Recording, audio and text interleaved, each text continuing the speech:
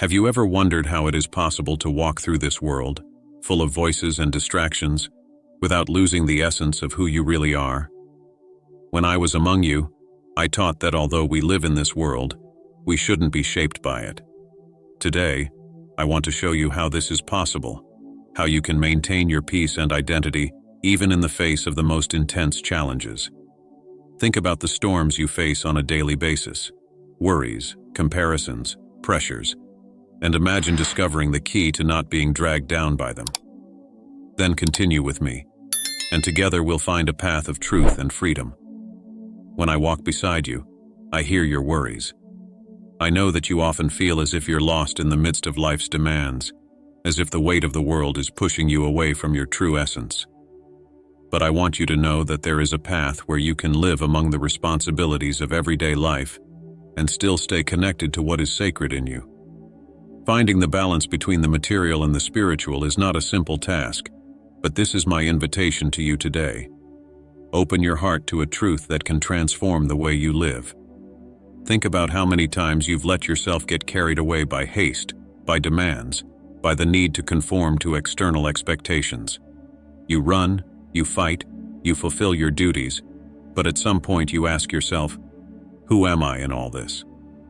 When I was among men, I saw this struggle in the eyes of so many. They were lost among their daily burdens and forgot the beauty of simply existing in communion with the divine. However, I was not sent to condemn this struggle, but to show that there is a way to live in peace without being shaped by the storm around you.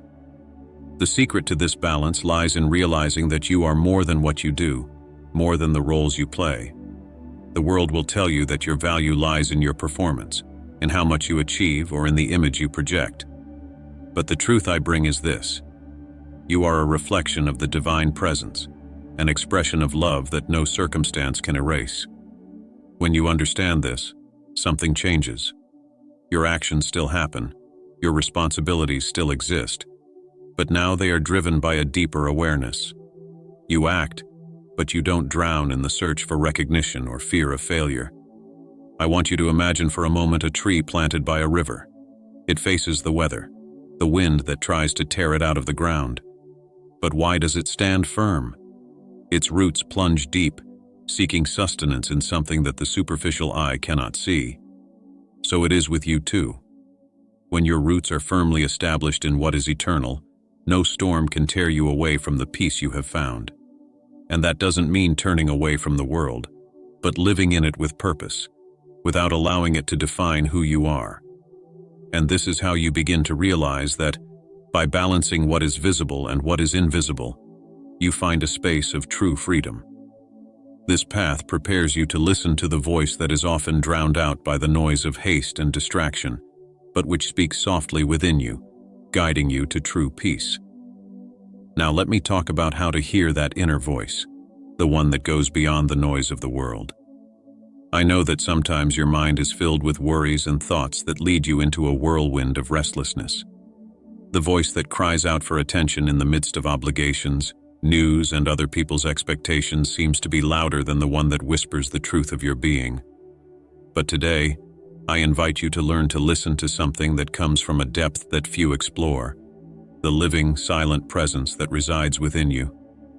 Have you ever found yourself in a moment of silence when, for a moment, everything seems to stop and a sense of peace overwhelms you? This is no coincidence.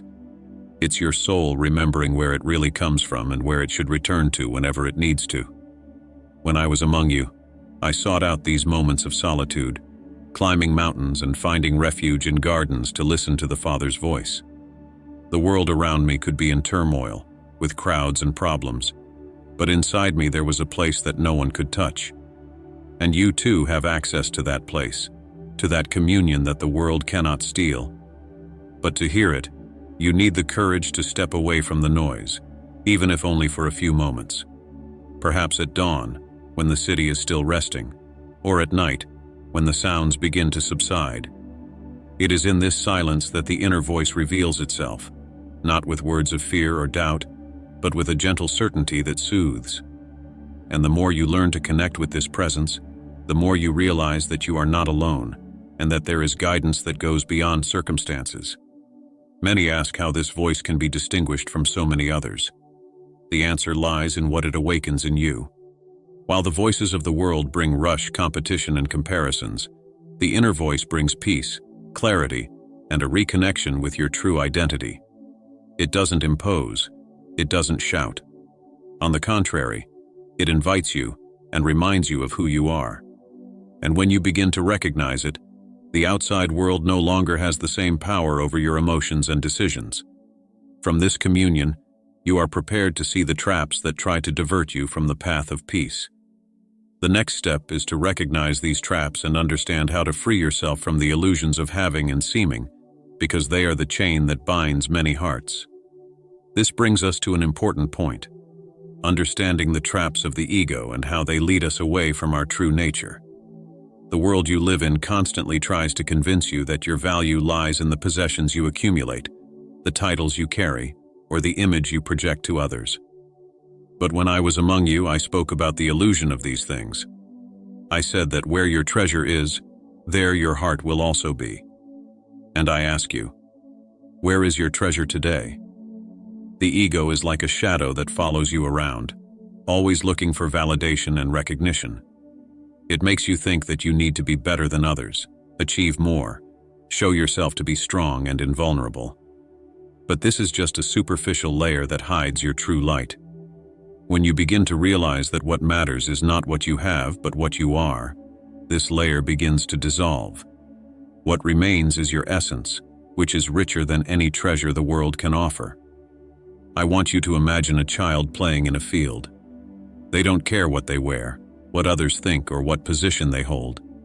Their joy comes from the present moment, from the simplicity of being who they are. This purity is something that everyone carries within them, but which, as they grow up, they end up burying in the layers of the ego's demands. True freedom lies in recovering this purity, in living without being imprisoned by the desire to have or to seem. When you free yourself from these chains, you begin to feel a sense of relief, as if a weight has been lifted from your shoulders. But this liberation requires vigilance. The ego will always try to attract your attention, often in subtle ways. It may whisper that you need that new promotion to be happy, or that the admiration of others is essential to your value. This is when you have to ask yourself, what am I really looking for? And the answer, if it comes from your heart, will remind you that nothing external can add to what is already complete in you. When you understand this, the need to compete, judge, or accumulate loses its power over you.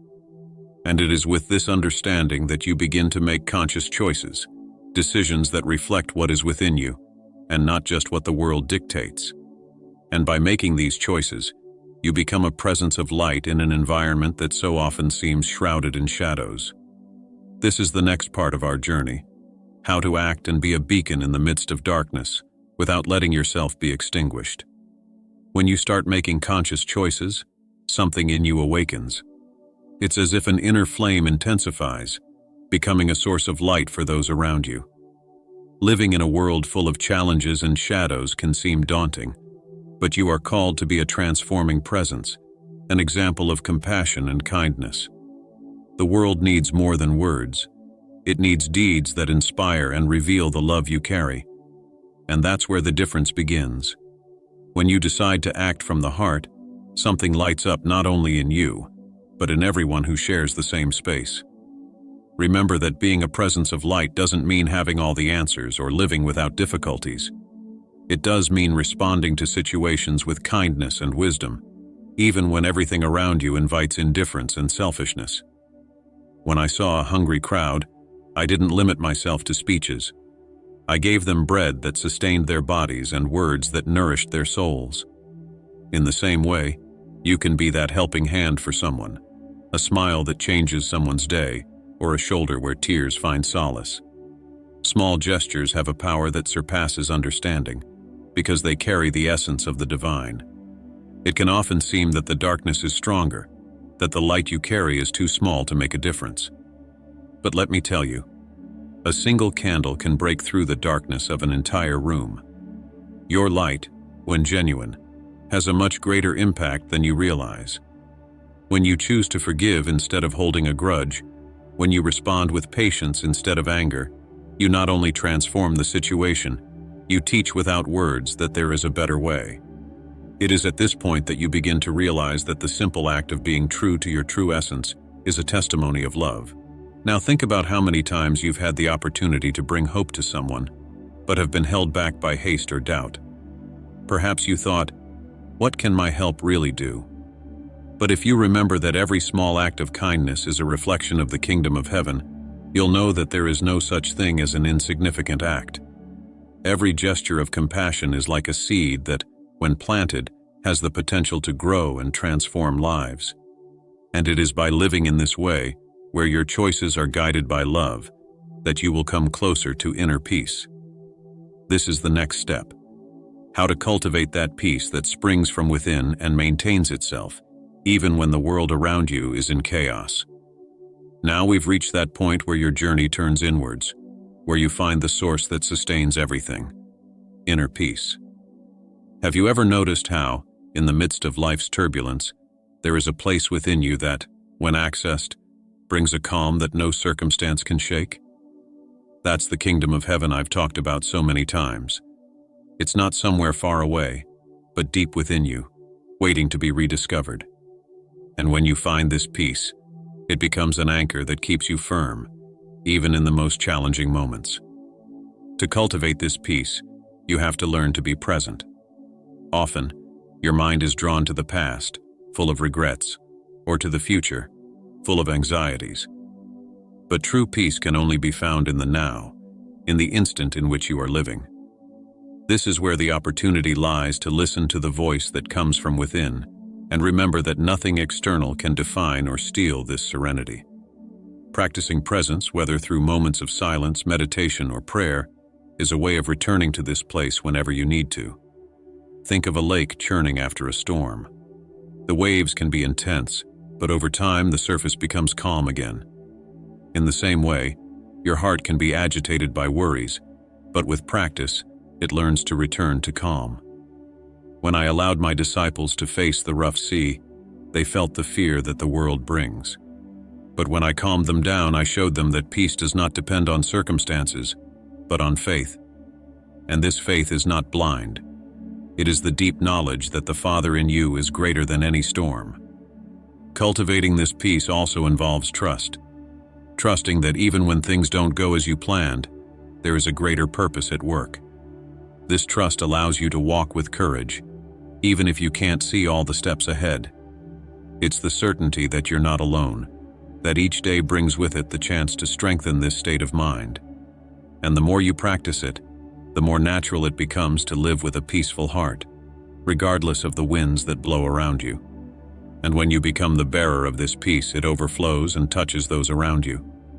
Your actions and words begin to reflect this serenity, and you become a living example that it is possible to be in the world without being consumed by it.